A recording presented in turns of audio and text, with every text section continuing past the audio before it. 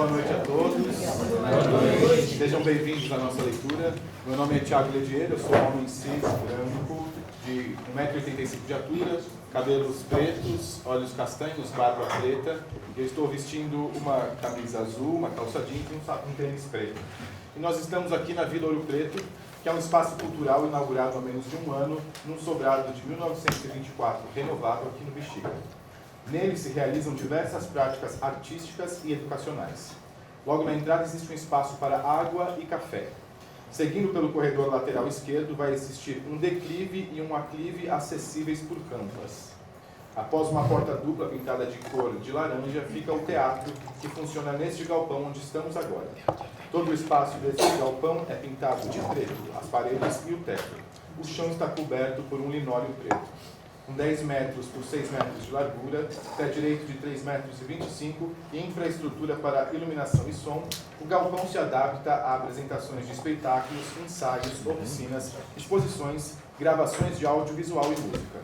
Um espaço múltiplo onde você pode realizar seus projetos e sonhos.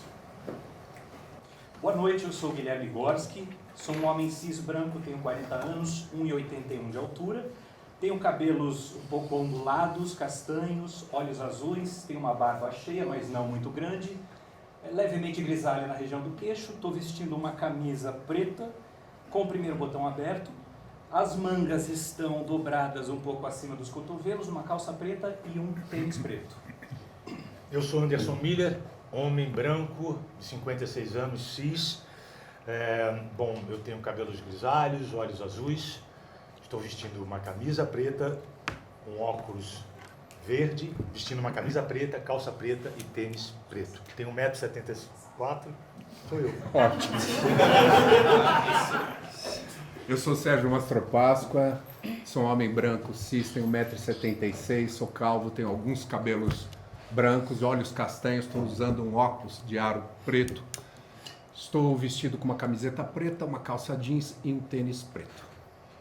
Eu sou a Marisa Mainarti, eu sou uma mulher negra, de pele clara, tenho 1,56 m de altura, uma mulher cis, o meu cabelo é castanho, crespo e está no penteado trançado, meus olhos são castanhos, eu estou usando um óculos com armação marrom, estou usando uma camisa preta, calça cinza e bota preta. O meu nome é Matheus Pigari, eu sou um homem branco, cis, sardento, de cabelos ruivos, de tiara, de barba ruiva, camiseta preta e calça preta e botas pretas. Eu sou a Priscila Oliva, eu sou uma mulher cis branca de 40 anos, eu tenho 1,60 m, tenho cabelos castanhos escuros, altura assim, médio, né, tamanho médio de cabelos ondulados, meus olhos também são castanhos escuros. Eu estou vestindo uma blusa preta, calça preta e uma papete preta.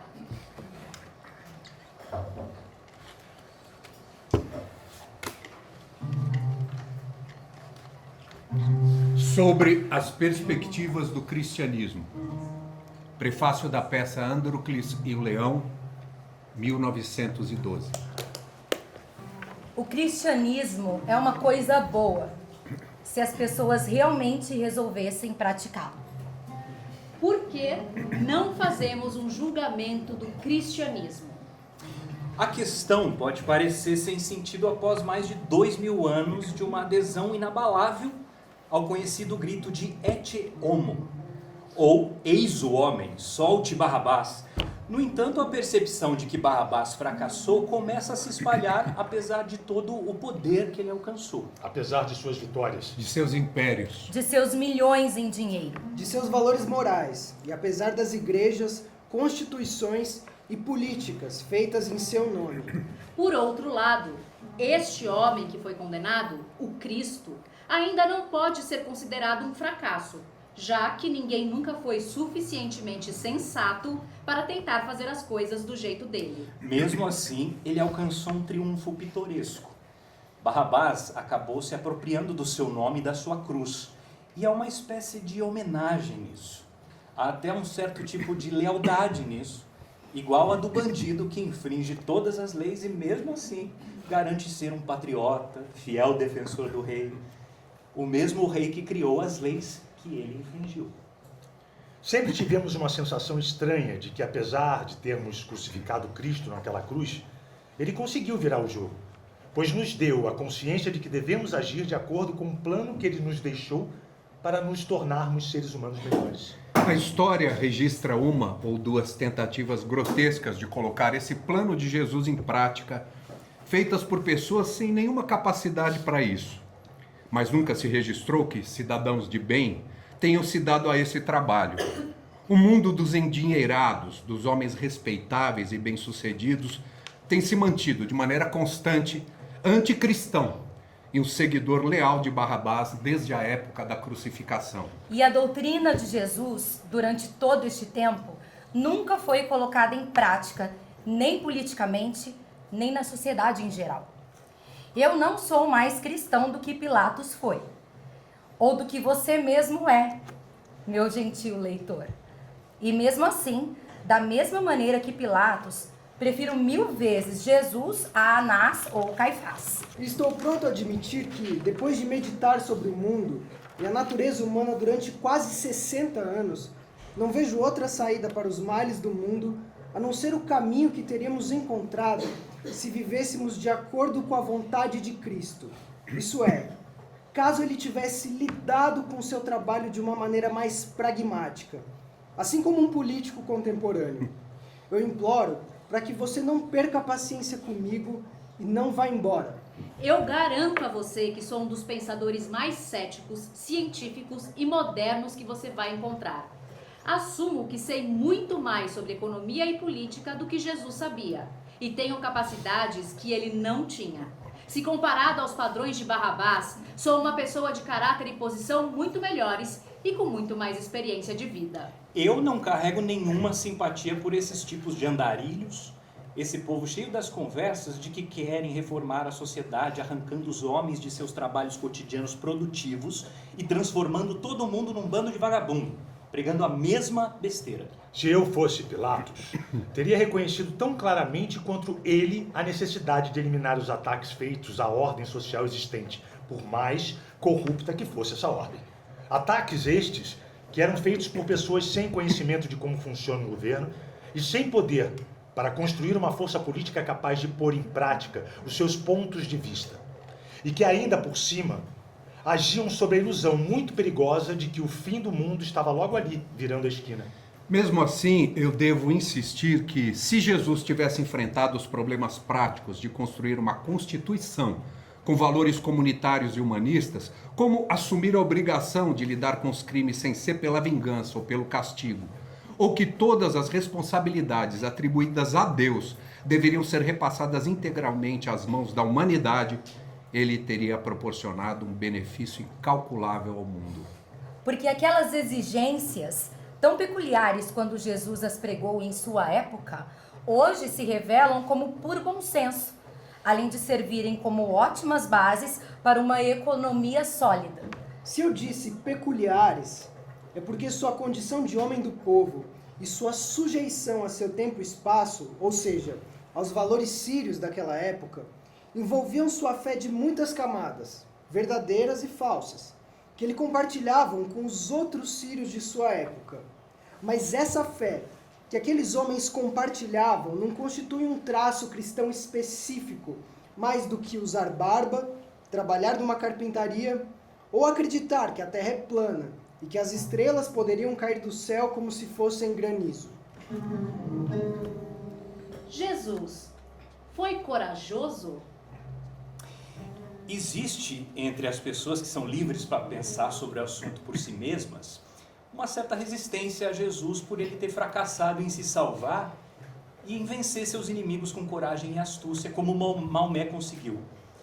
Já ouvi pessoas criadas na Inglaterra como cristãs expressarem esse ponto de vista com muito mais irritação do que muçulmanos, que são, assim como Maomé, muito educados com Jesus e concedem a ele um lugar de estima e veneração pelo menos tão alto quanto o que nós atribuímos a João Batista.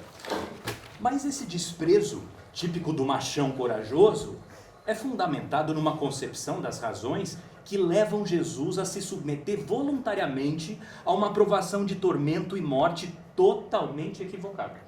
O secularista moderno está sempre tão decidido a considerar Jesus como um homem igual a ele mesmo que cai inconscientemente no erro de presumir que Jesus compartilharia desse ponto de vista. Mas fica bastante claro a partir do que nos foi deixado pelos escritos do Novo Testamento, as principais autoridades quando se acredita na existência de Jesus, que ele, no momento da sua morte, acreditava ser o Cristo, uma figura divina. Portanto, é um absurdo criticar a conduta dele diante de Pilatos. Quer você aceite a crença que ele tinha a sua própria divindade tão plenamente como Simão Pedro, ou rejeite essa crença como uma ilusão que o levou a se submeter à tortura e a sacrificar a sua vida sem resistir, porque acreditava que ascenderia aos céus em glória, das duas formas você se verá obrigado a admitir que, longe de se comportar como um fraco, ele demonstrou uma resistência física impressionante ao se submeter a um martírio cruel, contra o qual poderia ter resistido tão bem como quando expulsou os vendilhões do templo.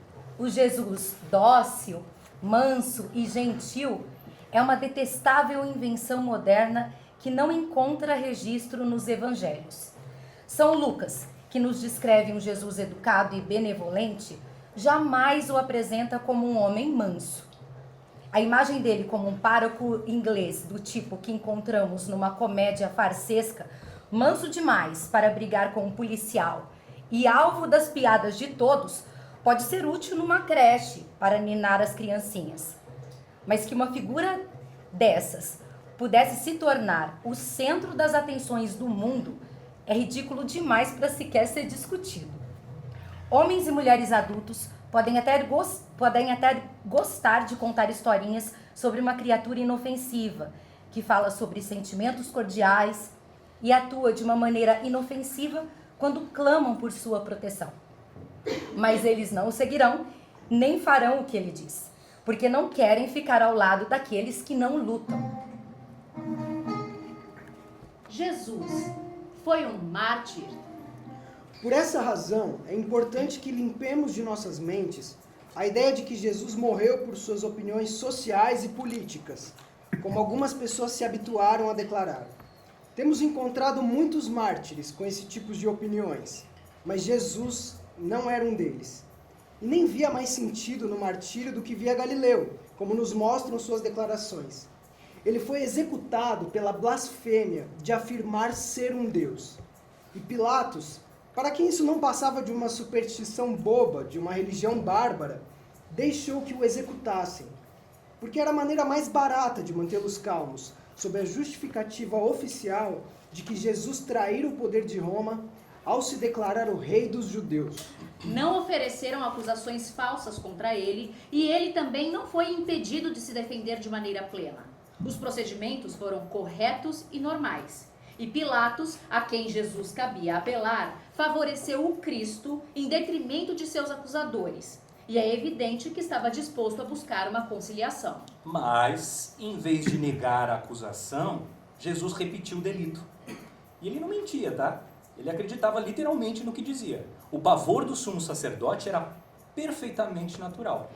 Ele era uma autoridade confrontada por um pregador de rua herege, proferindo o que lhe parecia uma blasfêmia chocante. O fato de que para Jesus essa blasfêmia era a simples declaração de um fato, e que desde então se tornou aceita como verdade absoluta por todas as nações ocidentais, não invalida o processo. Se Jesus fosse indiciado no tribunal moderno, ele seria examinado por 2 médicos. Seria diagnosticado como alguém obcecado por uma ilusão, seria declarado como incapaz e seria enviado para um hospital psiquiátrico. É essa a grande diferença. Mas perceba, por favor, que quando um homem é acusado diante de um tribunal moderno de ter afirmado que era um oficial que voltou da frente de batalha para receber uma condecoração das mãos do rei, ainda que na realidade fosse apenas um mecânico, para usar um exemplo de um caso que aconteceu recentemente, aí ninguém pensa em tratar esse homem como sofrendo de um delírio. Ele é condenado por falsidade ideológica, porque sua afirmação é plausível e, portanto, mentirosa. Do mesmo jeito, para o sumo sacerdote, que de fato esperava a vinda de um Messias, a reivindicação de divindade feita por Jesus era uma afirmação que poderia ser verdadeira e, portanto, poderia levar todo o povo para um caminho muito perigoso.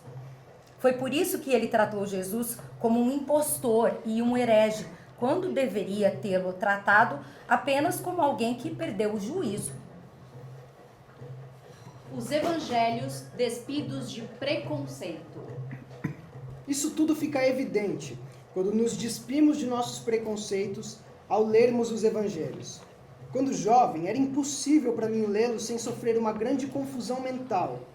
E a confusão era tão perturbadora que se dizia que esse era o estado adequado para se decodificar o sentido da Bíblia.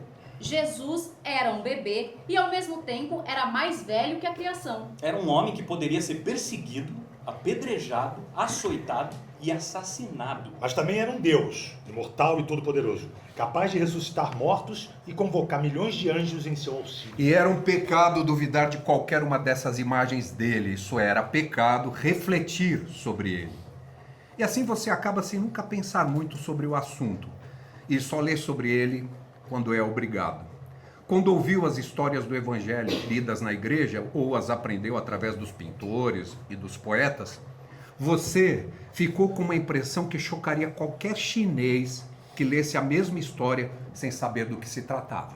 Até os mais céticos, que sempre se mantiveram bastante discretos, já levaram a Bíblia ao banco dos réus e esmiuçaram todos os evangelhos com o objetivo de detectar discrepâncias entre as 4 narrativas, que provassem que seus autores estavam tão sujeitos a errar quanto os redatores dos jornais de ontem.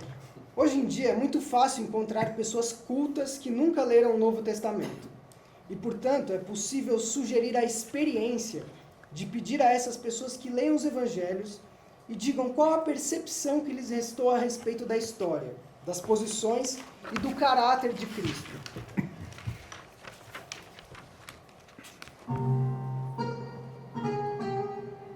Uma maioria materialista.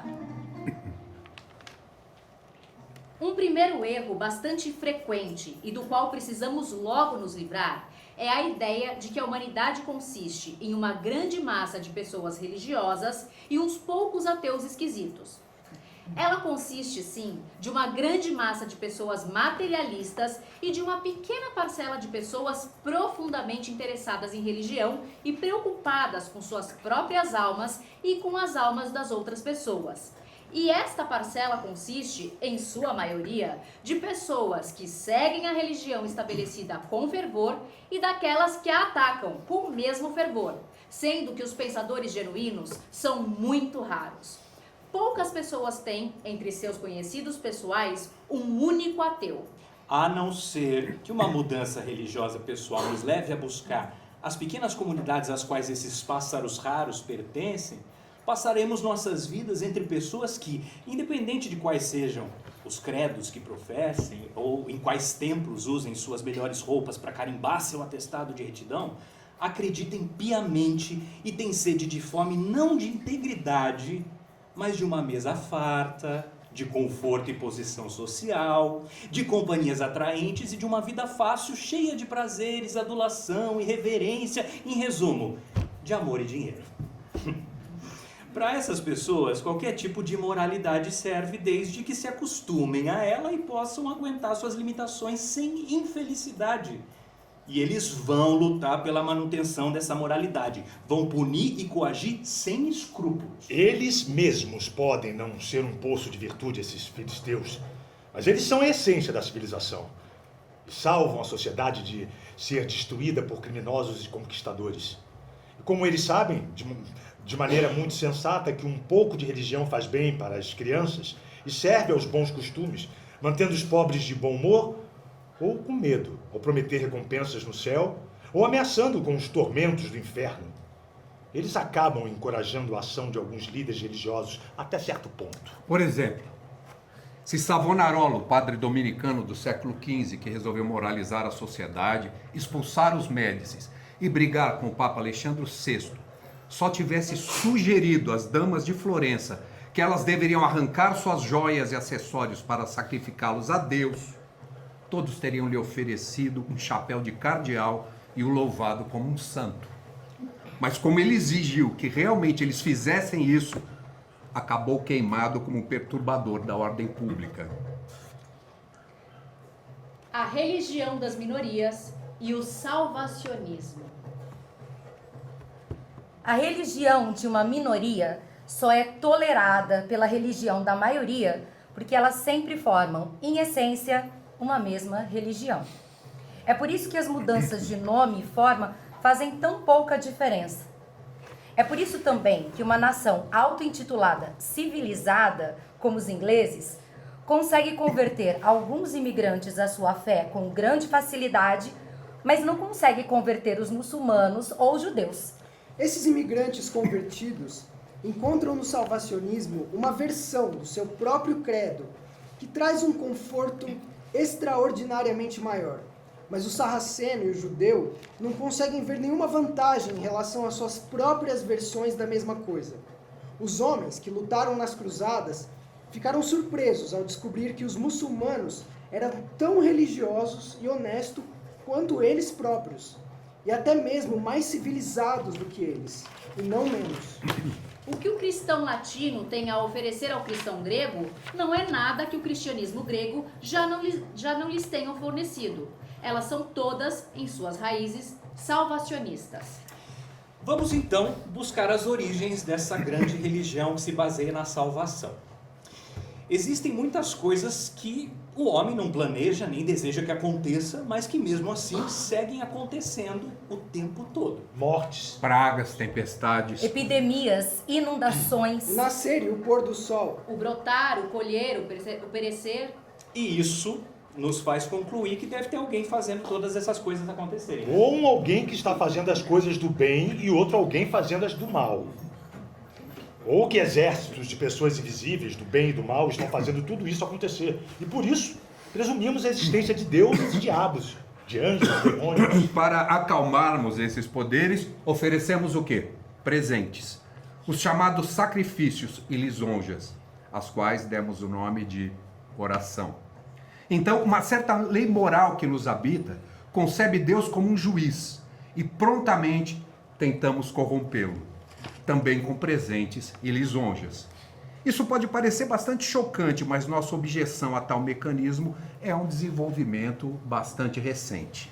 Não mais distante do que na época de Shakespeare, considerava-se muito natural as partes de um processo ofertarem presentes a juízes humanos, ou as pessoas comprarem o alívio da ira divina pagando aos padres com dinheiro vivo, ou, nas igrejas reformadas, que reprovavam esse tipo de comportamento, contribuírem com instituições de caridade ou construírem igrejas e afins, mecanismo que ainda hoje segue em pleno funcionamento. Sua desvantagem prática é que, embora simplifique bastante as coisas para os ricos, acaba tirando dos pobres qualquer tipo de esperança de que possam receber até mesmo um mínimo favor divino. E isso acelera a capacidade crítica moral dos pobres de perceberem as coisas de uma tal forma que eles logo descobrem a existência de uma lei moral dentro deles mesmos, que considera revoltante a ideia de se comprar a graça divina com ouro e presentes, ainda que não se importem de pagar por essas graças com orações, ladainhas e murmúrios. Como consequência, logo percebemos que em comunidades antigas onde a desigualdade não existia, onde as condições de vida não deixaram espaço para pobreza ou riqueza, e onde os processos de penitência frente aos poderes sobrenaturais estavam ao alcance tanto do mais pobre dos membros quanto dos chefes do grupo, a religião foi capaz de sobreviver inalterada através dos séculos. Mas quando chegamos à civilização mercantis, às civilizações mercantis, quando o capitalismo dividiu o povo entre um grupo de poucos ricos e um outro grupo de muitos pobres que mal conseguem sobreviver, acabou surgindo um movimento pela reforma religiosa entre os mais pobres, e o que foi, em sua essência, um movimento por uma salvação que fosse barata ou completamente gratuita. Para deixar claro o que é que os pobres consideram como um ritual de penitência, temos que examinar por um momento o que eles consideram ser a justiça. Salvação. No princípio, um privilégio de classe e seu remédio. Por isso, ainda que os pobres tenham decidido que o método de comprar a salvação oferecendo carneiros e bodes ou levando ouro para o altar era errado, porque eles não tinham como pagar, mesmo assim não nos sentimos salvos sem que haja um sacrifício e uma vítima. É inútil tentar substituí-los por rituais místicos que não custam nada, como a circuncisão ou seu substituto, o batismo. Nosso senso de justiça ainda exige uma reparação, um sacrifício, alguém que sofra por nossos pecados. E isso coloca o pobre de volta no mesmo lugar de sua já conhecida dificuldade. Porque se era impossível arranjar carneiros, cabras e moedas, ainda mais impossível seria encontrar um vizinho que se voluntariasse a sofrer pelos seus pecados.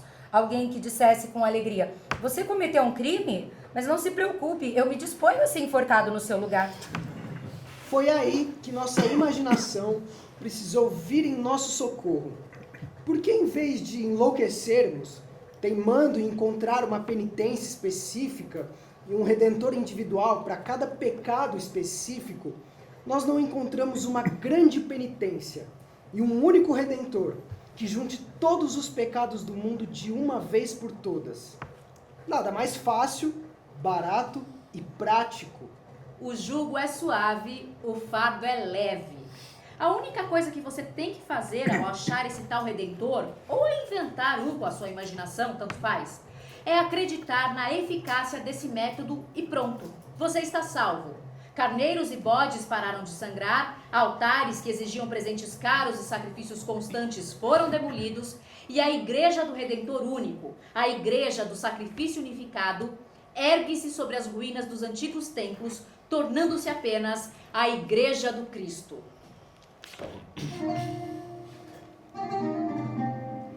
O arremate do modelo por Lutero e Calvino. Hoje em dia somos capazes de analisar a evolução inusitada, ainda que de fácil compreensão, que teve a nossa religião.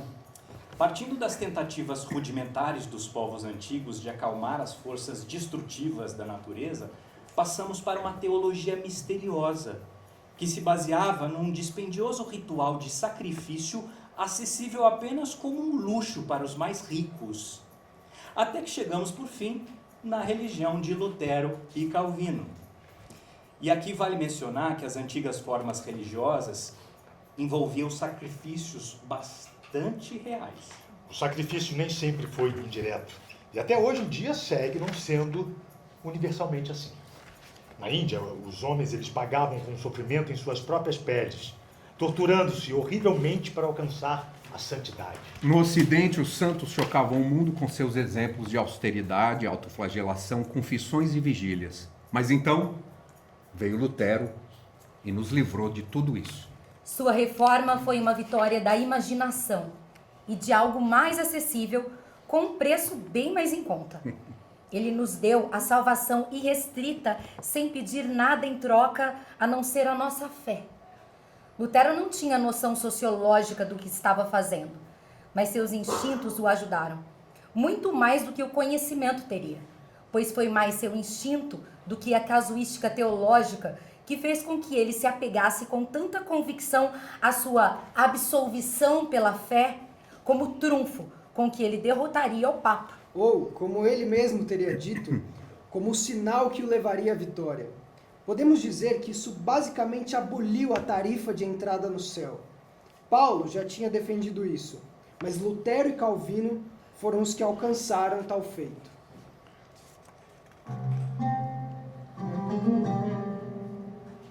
A honra da paternidade divina. Há mais uma tradição que devemos levar em conta.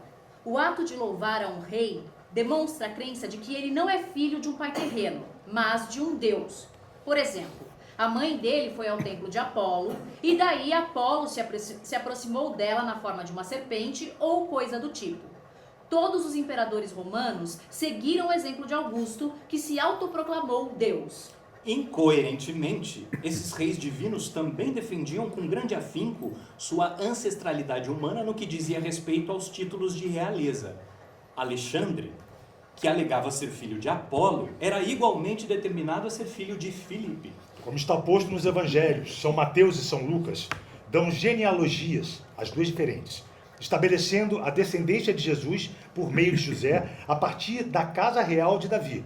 E ainda declaram que não era José, mas o Espírito Santo, pai de Jesus. Hoje em dia, há quem afirme que a história do Espírito Santo é uma interpolação posterior que eles pegaram emprestada das tradições imperiais greco-romanas. Mas a prática prova que a fé simultânea na descendência de Davi e na concepção pelo Espírito Santo é bastante possível. Esse tipo de dupla crença é acalentado pela mente humana sem nenhum mal-estar, ou até mesmo sem consciência da contradição envolvida. É bem possível que Mateus e Lucas não tivessem consciência da contradição. De fato, a teoria da interpolação não exclui esse fator, pois os próprios interpoladores provavelmente não deviam ter consciência dessa interpolação. Uma questão que aumenta as suspeitas acerca dela é que São Paulo não sabia nada sobre o nascimento divino e ensinou que, ao nascer, Jesus veio ao mundo como filho de José, mas depois diz, após 3 dias entre os mortos, Jesus ressuscitou como filho de Deus. Aqui, mais uma vez, poucos notam essa discrepância. As 3 visões são aceitas simultaneamente sem nenhum desconforto intelectual. Somos capazes de acolher provisoriamente meia dúzia de versões contraditórias de um evento se tivermos a impressão de que ele não tem muita importância ou que talvez exista um lugar possível onde todas as contradições se reconciliarão. Mas não é esse o ponto que estamos analisando. Aqui, tudo o que precisamos notar é que nos tempos do Império Romano, a lenda do nascimento divino inevitavelmente acabaria sendo mais cedo ou mais tarde grudada nas pessoas de grande relevância. E precisamos notar também que os teólogos modernos, longe de desacreditarem essa lenda, ainda confirmam de maneira muito lógica não só a concepção miraculosa de Jesus, assim como a de sua mãe. Com apenas este conhecimento a respeito das tendências da imaginação humana, qualquer um agora é capaz de ler os 4 evangelhos sem perplexidade. E sem a incredulidade snob que estraga a índole de muitos ateus modernos. Ou sem a credulidade sem noção que às vezes faz com que os crentes, nos momentos de emergência, nos obriguem a deixar para lá suas maluquices impraticáveis. Como é o caso em que nos pedem para enfrentar a violência e a injustiça com uma submissão resignada e muda, crentes de que o incomum comportamento de Jesus frente a Pilatos deveria ser um exemplo comum para toda a conduta humana. É forçoso admitir que, sem as referências certas, os evangelhos tornam-se fantásticos e absurdos para uma pessoa que recebeu uma educação moderna, enquanto os apóstolos acabam sendo indecifráveis. No entanto, com as referências certas, somos capazes de navegar por eles com facilidade. Jesus passa a ser uma pessoa fácil de se compreender e bastante consistente. Suas razões para ir como um cordeiro para o matadouro tornam-se extremamente claras. A narrativa, então, passa a ser tão verossímil quanto qualquer outra narrativa histórica daquele período.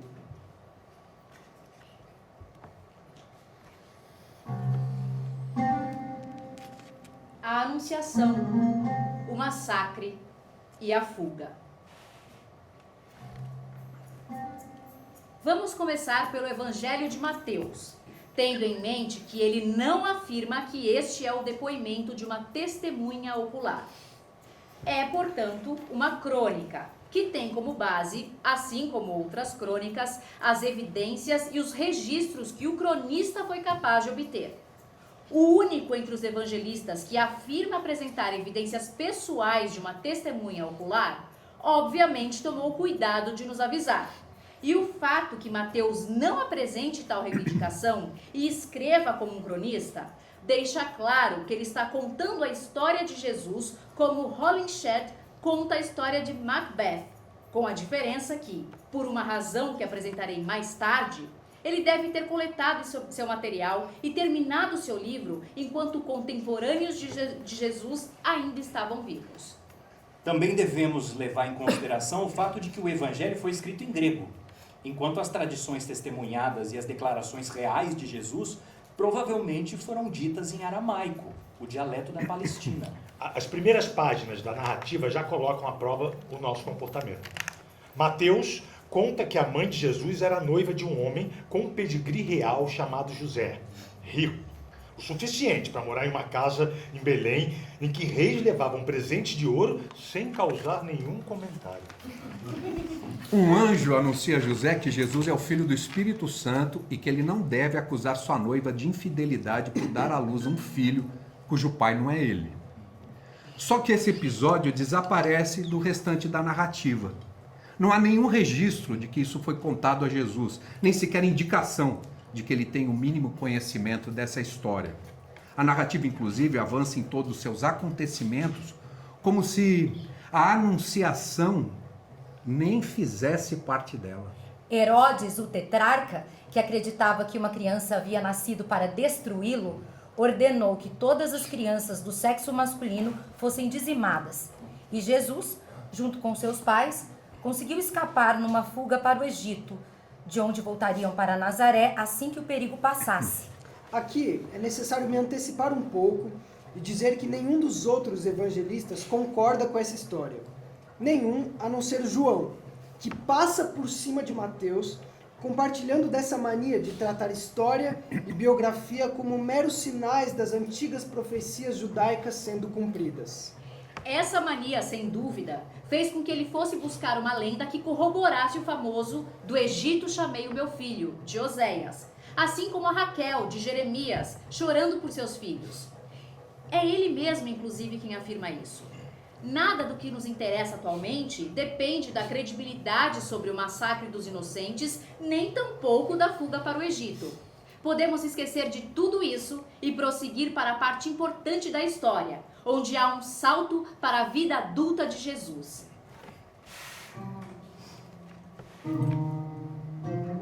João Batista. É neste ponto da história que um profeta salvacionista chamado João aparece, agitando fortemente os sentimentos do povo. João declara que o rito da circuncisão não é suficiente como símbolo da consagração de um indivíduo a Deus e decide substituí-lo pelo batismo. Para nós, que estamos acostumados a ver o batismo como uma coisa natural e a circuncisão como uma prática exótica e inofensiva, o efeito escandaloso que tal heresia causou sobre os judeus não é tão fácil de perceber. Hoje em dia nos parece óbvio que João Batista quisesse batizar as pessoas, assim como faz o pároco da esquina. No entanto, como o próprio São Paulo viria a descobrir mais tarde, descartar a circuncisão em favor do batismo foi para os judeus uma heresia tão chocante quanto foi para os católicos do século XVI descartar a transubstanciação nas missas. Jesus junta-se aos batistas. Jesus, então, aparece como um homem de 30 anos de idade. É o que nos diz Lucas. E faz sua entrada na vida religiosa daquele tempo, indo até João Batista e pedindo para ser batizado. Em relação ao judaísmo, a religião dominante da época, essa ação significa que ele rompia todos os laços e se afastava de um cotidiano de riqueza, respeitabilidade e das tradições. A partir daí, ele passa a pregar o evangelho de João, que além de conter a heresia do batismo, que encontra seu valor no fato de trazer os gentios, isso é, os que não são circuncidados, para o âmbito da salvação, ainda fazia um chamado ao povo para que se arrependesse de seus pecados, pois o reino dos céus estava próximo. Lucas acrescenta que ele também pregava os valores comunitários da caridade. Dizia aos inspetores de impostos para não sobretaxarem os contribuintes e aconselhava soldados a se contentarem com seus salários, a não serem violentos e a não fazerem falsas acusações. Não há registros de que João Batista tenha pregado nada além disso. João, o selvagem, e Jesus, o civilizado. Já Jesus extrapolou os limites muito rapidamente, de acordo com Mateus. Embora, assim como João Batista, ele tenha se tornado um pregador itinerante, Jesus logo se distanciou muitíssimo do estilo de vida de João. Este, João, foi pregar no deserto, não nas sinagogas, e sua fonte batismal era o próprio Rio Jordão. Ele vivia como um beato, vestia-se com peles e comia gafanhotos e mel silvestres, praticando uma austeridade primitiva. Flertou com o martírio e acabou por encontrá-lo nas mãos de Herodes. Já Jesus não via mérito nenhum na beatitude ou no martírio. Comparado a João, ele era considerado uma pessoa extremamente culta e educada. Segundo Lucas, ele mesmo apontou essa diferença, zombando dos judeus por terem dito que João devia estar possuído pelo demônio por ser abstêmio e vegetariano. Ao passo que, por Jesus não ser nenhuma coisa nem outra, eles o xingaram de glutão, de beberrão de vinho, de amigo dos trabalhadores e de suas amantes. Ele mesmo apontou aos discípulos mais austeros que as outras pessoas criariam problemas suficientes para eles e que não tinha por que eles mesmos inventarem outros, evitando a tendência ao martírio e se divertindo sempre que possível. Quando perseguirem vocês nesta cidade, ele dizia, fujam para a próxima. Tanto nas sinagogas quanto ao ar livre, ele pregava da mesma maneira, sem dar importância ao lugar onde se encontrava. Ele repete diversas vezes, eu quero a misericórdia, não o sacrifício, dando claramente a entender que é preciso livrar-se dessa superstição entranhada de que o sofrimento é gratificante para Deus. Não carreguem uma aparência triste como os fariseus, ele diz. Ele é alegre. Ele faz festa com oficiais romanos e com pecadores. Ele é descuidado com a sua aparência. E chega a ser criticado por não lavar as mãos antes de se sentar à mesa. Os seguidores de João Batista ficaram decepcionados quando descobriram que Jesus e seus 12 amigos não jejuavam. E Jesus lhe diz que eles deveriam festejar com ele e deveriam deixar aquela melancolia de lado. E ainda faz piada, dizendo que logo todo mundo vai ter mesmo que jejuar bastante, quer queira, quer não. Ele não tem medo de doenças e come seu jantar ao lado de um leproso. Uma mulher, aparentemente para protegê-lo de infecções, derrama um unguento de preço elevado sobre a cabeça dele e é logo repreendida, pois o valor daquilo seria melhor investido se tivesse sido doado aos pobres. Ele faz pouco caso dessa visão desolada da vida e diz, assim como na vez em que foi censurado por não jejuar, que há sempre pobres precisando de ajuda, mas que ele nem sempre precisa ser ungido, dando a entender que jamais se deve desperdiçar a chance de ser feliz quando há tanta miséria espalhada pelo mundo. Ele não cumpre o sabá, pois não tem paciência com formalidades que são incômodas ou impeditivas. Deixa os judeus ultrajados quando viola o sabá e ainda acusa quem se sente ultrajado de ser hipócrita. Da mesma forma, ele considera que as doenças fazem parte do departamento dos pecados. E ao curar um homem coxo, diz, teus pecados estão perdoados, em vez de levanta-te e anda. E sustenta tal posição quando, posteriormente, acusado pelos escribas de fingir ter o poder de perdoar pecados, assim como de curar doenças, ele afirma que os dois são uma e a mesma coisa. Ele não finge modéstia e afirma ser maior que Salomão ou Jonas. Quando foi censurado por recorrer à arte da ficção ao ensinar por parábolas, baseou sua justificativa na ideia de que a arte é a única forma pela qual se pode de fato ensinar algo às pessoas. Ele é, em suma, o que hoje denominamos como artista ou boêmio. Jesus não foi um catequista. Uma questão de grande importância prática para os dias de hoje é a de que Jesus expressou claramente seu repúdio à ideia de que raízes de uma mesma religião, uma vez que estas já tenham se enraizado, possam ter seus ramos cortados e enxertados às flores de uma fé estrangeira. Se tentar arrancar o joio, arrancará o trigo também.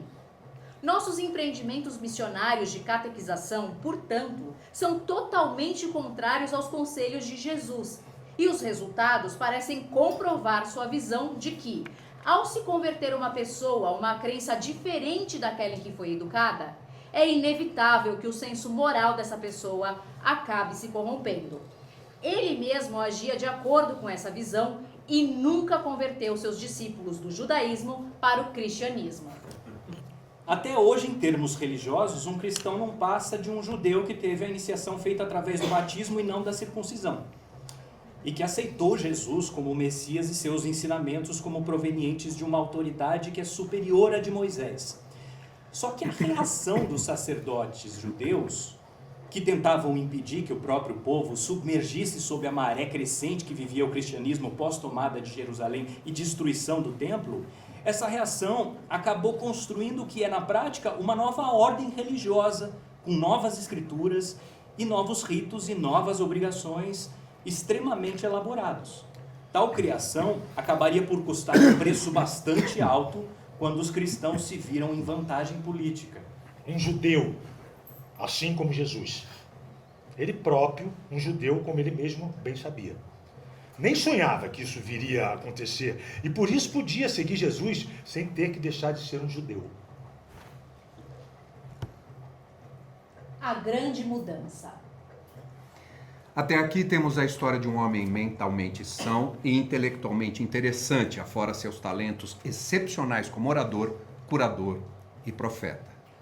Só que agora ocorre uma mudança surpreendente. Um dia, depois de os discípulos passarem um longo tempo tentando desencorajá-lo, por não compreenderem sua missão e de ficarem especulando se ele seria um dos antigos profetas que retornara numa nova vida, e caso fosse, que profeta ele tinha sido, seu discípulo Pedro, de repente, resolve a charada e exclama: Tu és o Cristo, o Filho do Deus vivo. Nessa hora, Jesus fica extraordinariamente satisfeito e animado.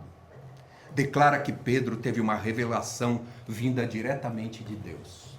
E é quando faz o famoso trocadilho com o nome de Pedro e o declara fundador de sua igreja. Ele então aceita seu destino como um Deus ao anunciar que será morto quando eles chegarem a Jerusalém. Pois se ele realmente é o Cristo, uma parte fundamental do destino contido nessa história é que ele seja morto. Pedro, ainda sem conseguir compreender isso, repreende Jesus pelo que lhe parece ser apenas melancolia e temor. Mas Jesus se volta ferozmente contra ele e brada: Afasta-te de mim, Satanás! É a partir daí que Jesus fica obcecado com a convicção de sua divindade e passa então a falar com seus discípulos a respeito disso o tempo todo, embora proíba que eles conversem a respeito disso com as pessoas de fora. Eles passam, então, a disputar entre si as posições que ocuparão no céu quando o novo reino for estabelecido. Jesus os repreende vigorosamente por esse comportamento e repete sua tese de que a grandeza habita o servir, não o dominar. Mas ele próprio, com aquele seu instinto meio vaidoso, torna-se arrogante, ditatorial e até abusivo, sempre respondendo aos seus críticos com um epíteto insultoso e até mesmo amaldiçoando uma figueira que o decepciona quando vai a ela em busca de frutos.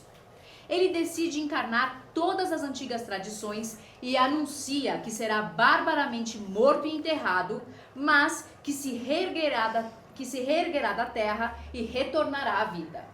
Ele vincula a si mesmo a ancestral cerimônia tribal de comer-se o Deus, quando abençoa pão e vinho e os entrega a seus discípulos dizendo: Este é o meu corpo, este é o meu sangue. Ele esquece dos seus próprios ensinamentos ao pressagiar fogo e castigo eternos. Anuncia que, além de ressuscitar como o grão da cevada, voltará em glória ao mundo uma segunda vez e então estabelecerá seu reino na terra. Por temer que isso possa levar ao aparecimento de impostores afirmando serem o próprio Jesus, declara explícita e repetidamente que não importam as maravilhas que esses impostores possam realizar. Sua própria vinda será inconfundível, pois as estrelas cairão do céu e trombetas serão tocadas por anjos. Além disso, ele declara que isso aconteceria ainda durante a vida daquelas pessoas ali presentes. Jerusalém e o sacrifício místico. Nesse novo estado de espírito, Jesus finalmente entra em Jerusalém, em meio à grande curiosidade popular. Ele expulsa os vendilhões e vendedores de indulgências do templo, causando grande tumulto. Recusa-se a demonstrar interesse na beleza e portento das construções do templo, com base no fato de que, no final de tudo, nem deles restará pedra sobre pedra. Ele insulta os sumos sacerdotes e os anciãos em termos inaceitáveis e acaba preso à noite em um jardim para evitar um distúrbio popular. Ele não oferece resistência, persuadido que estava de que era parte de seu destino como Deus ser assassinado e ressuscitar. Um de seus seguidores decide resistir e corta a orelha de um de seus apreensores. Jesus o repreende, mas não tenta curar a ferida, embora declare que, se quisesse resistir, poderia facilmente convocar 12 milhões de anjos em seu auxílio. Ele é levado perante o sumo sacerdote e é entregue por este ao governador romano, que fica intrigado com aquela recusa silenciosa de defender-se da maneira que fosse, ou de ao menos contradizer seus acusadores e suas testemunhas. Pilatos, naturalmente, não tinha a menor ideia de que o prisioneiro já imaginara a si mesmo passando por aquele processo inevitável de tormento, morte e sepultamento que seria o prelúdio de sua ressurreição. Ele também havia ficado em silêncio diante do sumo sacerdote, exceto quando o sacerdote pergunta se ele era Cristo, o Filho de Deus. E ele responde que um dia todos veriam o Filho do Homem sentado à mão direita do Poderoso, pairando sobre as nuvens do céu. Ele mantém essa atitude com inquebrantável firmeza enquanto sofre açoites, zombaria, tormentos e, finalmente, a crucificação entre dois ladrões. A prolongada agonia de sede e dor sofrida na cruz finalmente quebra seu espírito e ele morre com um grito de: "Meu Deus, por que me abandonastes?"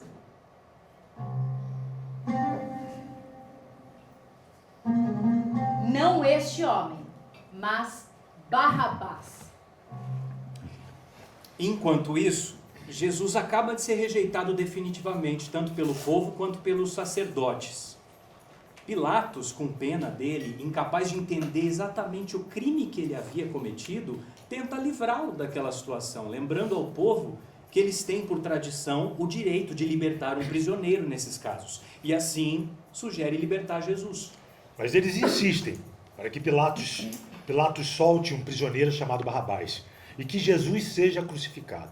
Mateus não dá nenhuma pista sobre a popularidade de Barrabás, descrevendo-o simplesmente como um prisioneiro muito conhecido. Os outros evangelhos deixam claro, de maneira bastante significativa, que seu crime foi a insubordinação e a insurreição, que ele era um defensor da força física e que ele já havia matado.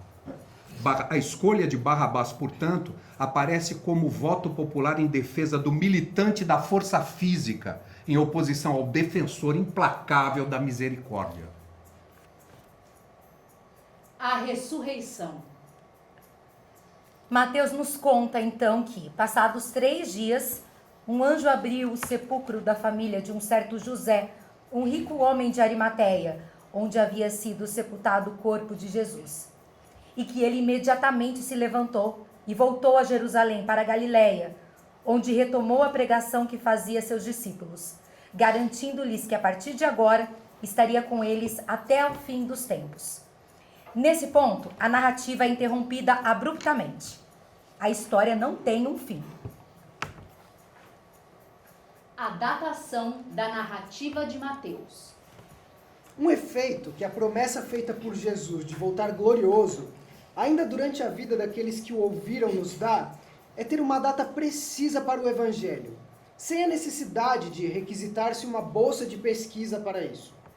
Ele deve ter sido escrito durante a vida dos contemporâneos de Jesus, ou seja, enquanto ainda era possível que a promessa de sua segunda vinda fosse cumprida. A morte da última pessoa que estava viva quando Jesus disse: "Em verdade vos digo que há alguns que aqui se encontram que não provarão a morte antes de terem visto o Filho da Humanidade chegar a seu próprio reino." destruiu a derradeira possibilidade da prometida segunda vinda e deu suporte à incredulidade de Pilatos e dos judeus. E como Mateus escreve do ponto de vista de alguém que crê nessa segunda vinda e até deixou sua história inacabada para ser encerrada por essa vinda, ele deve ter produzido o seu evangelho após a crucificação e durante toda a vida. E ainda por cima, parecia acreditar que a leitura é um dos prazeres do reino dos céus que podemos apreciar aqui na terra.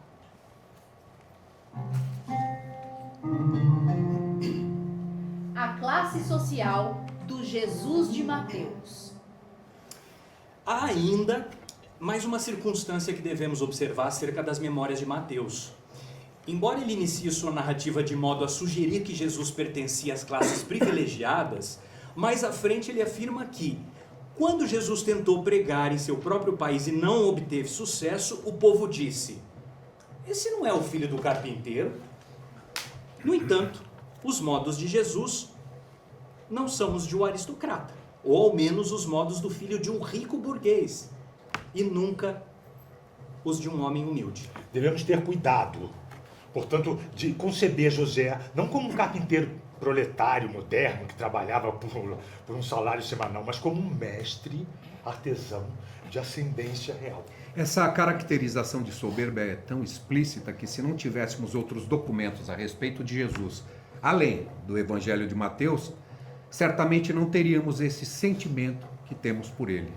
Não teríamos relutado tanto para dizer: havia um homem aqui que era são até Pedro saudá-lo como Cristo, que então tornou-se um monomaníaco. Teríamos apontado que o delírio dele é bastante comum entre doentes mentais e que tal enfermidade costuma ser altamente consistente em relação à manutenção e ao alcance de sua capacidade argumentativa, tal qual a que Jesus exibiu em Jerusalém quando já se apresentava dominado por seu delírio. Ficaríamos horrorizados com os açoites, a zombaria e a crucificação. E não teríamos visto nenhum significado especial na sua maneira de chamar o Filho de Deus de o Filho do Homem.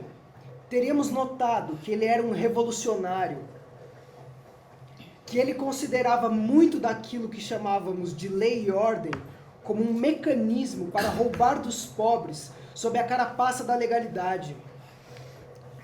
Que ele considerava os laços domésticos como uma armadilha para a alma, que concordava com o provérbio: quanto mais próximo da igreja, mais distante de Deus. Que via muito claramente que os senhores das comunidades tinham que agir como seus servos, e não como os opressores e parasitas dessas comunidades. E mesmo não tendo pedido para que não lutássemos contra nossos inimigos, ele pediu que nós os amássemos, e nos advertiu que aqueles que erguessem a espada morreriam pela espada. Tudo isso mostra sua grande capacidade para ver através das ilusões vulgares e sua aptidão para uma moral muito mais elevada, que até hoje nunca foi estabelecida em nenhuma comunidade civilizada. A alternativa a Barrabás. Mas é necessário enfrentar as multidões se desejamos salvar a civilização.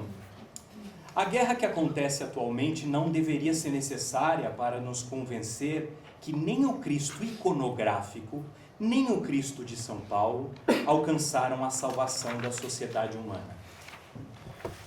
Enquanto escrevo notícias chegam que os turcos massacraram os cristãos armênios em uma escala sem precedentes. Mas a Europa não está em posição de apontar o dedo, pois seus cristãos estão matando uns aos outros por meio de todos os instrumentos que a civilização colocou ao seu alcance. E com a mesma dedicação com que eles mesmos se ocupam de matar turcos. Barrabás triunfa por todos os cantos e o objetivo derradeiro do seu triunfo é tentar levar-nos ao suicídio, com gestos heróicos e mentiras estrondosas. Mas aqueles que, como eu, veem a organização social à la Barrabás como um fracasso e que estão convencidos de que a força da vida, ou como quer que você prefira chamar, não tem como ser derrotada por nenhum tipo de insuficiência, podendo até mesmo desenvolver uma espécie melhor para substituir a humanidade, nós sempre soubemos que Jesus tinha uma mensagem verdadeira e nos sentimos fascinados por seu caráter e sua doutrina. Não que hoje em dia devamos sonhar em reivindicar uma autoridade sobrenatural para ele, nem tampouco a autoridade técnica que se atribui a um filósofo ou a um jurista de cultura moderna. Mas quando, após ficarmos totalmente livres do cristianismo salvacionista, nos engajamos em um estudo puramente científico de economia, criminologia e biologia, e quando descobrimos que nossas conclusões práticas são basicamente as mesmas de Jesus, ficamos profundamente satisfeitos e encorajados ao perceber que fomos injustos com ele. Portanto, os preceitos em que Jesus se baseava são basicamente os seguintes. 1. O reino dos céus está dentro de você. Você é filho de Deus e Deus é filho do homem. Deus é um espírito a ser adorado em espírito e em verdade, e não um cavalheiro idoso a quem devemos subornar e implorar. Somos membros uns dos outros. Assim, não há como ferir ou ajudar seu próximo sem ferir ou ajudar a si mesmo. Deus é seu Pai. Você está aqui para fazer a obra de Deus. E você e seu Pai são um só. 2. Livre-se de suas propriedades oferecendo-as ao bem comum. Dissocie completamente seu trabalho da mera perseguição ao dinheiro. Se deixamos uma criança morrer de fome, deixamos Deus morrer de fome. Livre-se de sua ansiedade com a comida e das roupas que vai vestir amanhã, porque você não pode servir a 2 senhores, a Deus e ao dinheiro. 3. Livre-se dos juízes, da punição e da vingança. Ame a seu próximo como a si mesmo, visto que ele é uma parte de você. E ame seus inimigos. Eles são seu próximo. 4. Livre-se dos envolvimentos familiares. Cada mãe que você conhece é tanto sua mãe quanto a mulher que te deu à luz. Cada homem que você conhece é tanto seu irmão quanto o homem que ela gerou depois de você. Não perca seu tempo em funerais, lamentando por seus parentes. Cuide da vida, não da morte. Busque o reino dos céus, que, como ele mesmo disse, está dentro de você.